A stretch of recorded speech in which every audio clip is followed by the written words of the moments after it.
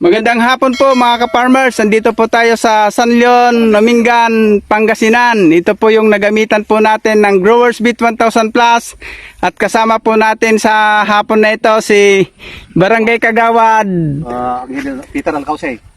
Peter Alcausey.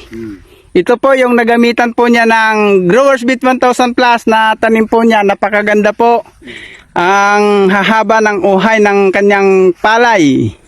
Kaya napakaganda po ang Growers Beat 1000 Plus na pwede po natin gamitin sa ating pong mga pananim.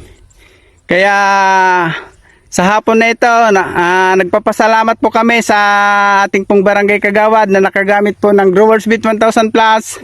Ako po, si Marlon Carriaga, Marketing Director ng Growers Beat 1000 Plus, at kasama po natin dito ang Assistant Marketing Director po natin na si Jason Conde. Maraming salamat po. Magandang hapon po sa ating lahat. To God be the glory sa hapon na ito. God bless po.